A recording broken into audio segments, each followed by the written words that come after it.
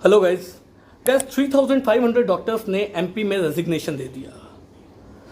इससे पहले strike conduct कराई गई थी और उस स्ट्राइक को हाईकोर्ट की तरफ से भी इल्लीगल करार दे दिया गया था। अब क्या रीज़न है इस स्ट्राइक को इल्लीगल करार देने का, और साथ में जो डॉक्टरों ने अपनी रेजिग्नेशन दी है क्या वो जेन्युइन है या नहीं है, ये अब सोचने की बात है।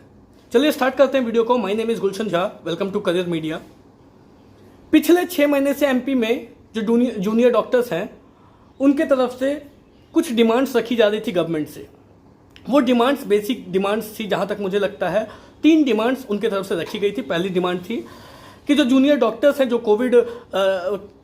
कोविड-19 सिचुएशन में, पेंडेमिक में हॉस्पिटल में जाकर के नेशन को सर्व कर रहे, पेशेंट्स के लिए काम कर रहे हैं, उनके लिए अगर उन्हें कोविड हो जाती है तो उनके लिए प्रॉपर बेड रिजर्व रहने चाहिए, साथ में उनके फैमिली मेम्बर्स के लिए भी, क्योंकि जब वो ड्यूटी करते हैं उसके बाद वो घर जाते हैं तो नो डाउट इसमें कोई डाउट नहीं है कि वो घर जाने के बाद उनके फैमिली मेम्बर से मिलते हैं और कहीं ना कहीं उनके फैमिली मेम्बर को भी कोविड होने के चांसेस रहते हैं।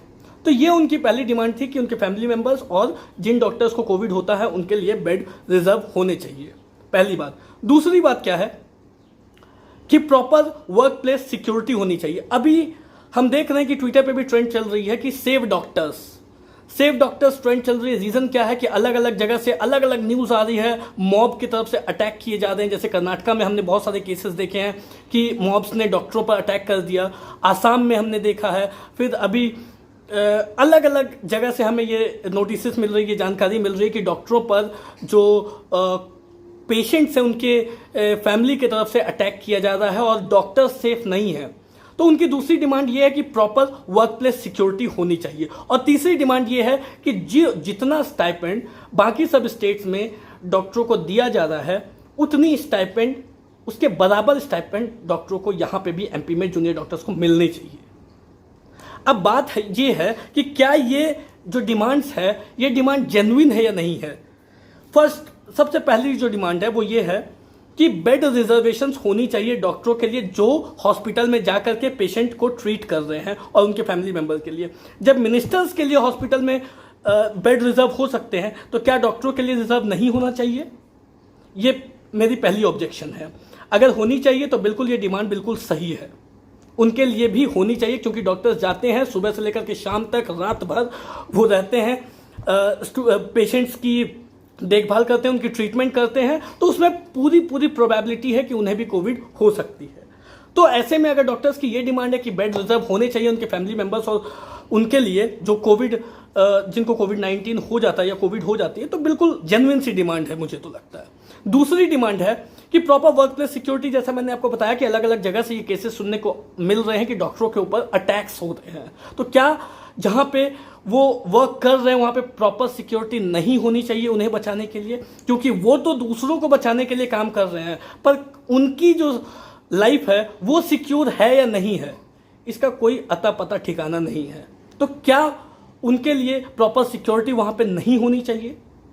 तो दूसरी पॉइंट भी मुझे जेन्युइन लगती है। और तीसरी पॉइंट ये है कि अगर उन्हें स्टाइपेंड कम दी जा रही है तो क्यों उन्हें स्टाइपेंड कम दी जा रही है? वो भी बाकी स्टेट्स की तरह ही जाकर के अपनी 100% दे रहे हैं। तो बाकी स्टेट्स में अगर स्टाइपेंड ज़्यादा दी जा रही है तो इनको क्यों नहीं दी जा सकती है? या इनको, और इनकी डिमांड भी ये है कि आप दूसरे स्टेट से ज़्यादा मत दो, आप उसके बराबर दो। दूसरे स्टेट्स जितनी दे रहे हैं उनके बराबर तो एटलीस्ट दो और इंसेंटिव्स दो। तो ये 3 बेसिक डिमांड है जो मुझे लगता है कि जेन्युइन डिमांड है।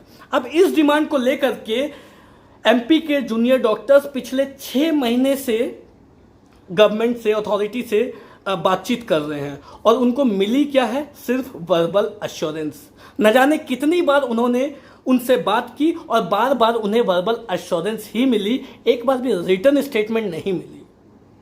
आज जाकर के जब 6 महीने हो चुके हैं और हमें ये भी नहीं पता, हमें बस सुनने को ये मिल रही है कि थर्ड वेव भी आ सकती है।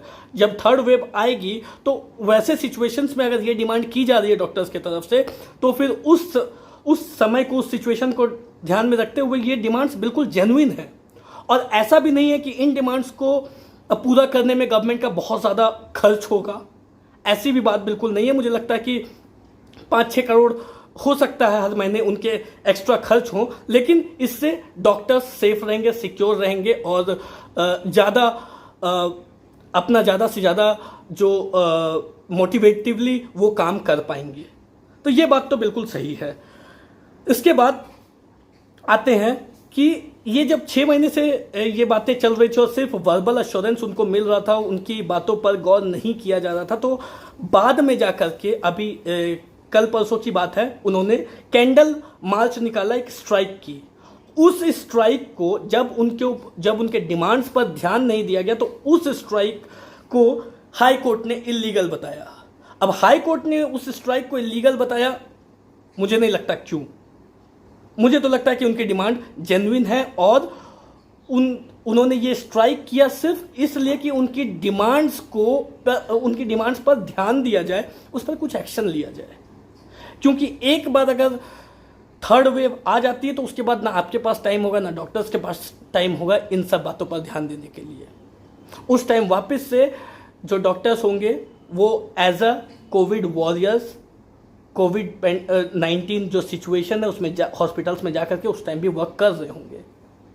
तो ऐसे टाइम पे बिल्कुल इन डिमांड्स को माननी चाहिए और मुझे लगता है कि कहीं ना कहीं ये डिसीजन हाईकोर्ट की जो दी गई है वो कहीं ना कहीं फेवरेबल डॉक्टर्स के लिए नहीं है। That's all for today. बाकी सभी अपडेट्स के लिए आप चैनल को सब्सक्राइब कर लें, लाइक कर लें, शेयर कर लें और टेलीग्राम ग्रुप का लिंक डिस्क्रिप्शन बॉक्स में दिया गया है, उसे आप ज्वाइन कर लें। Thank you so much.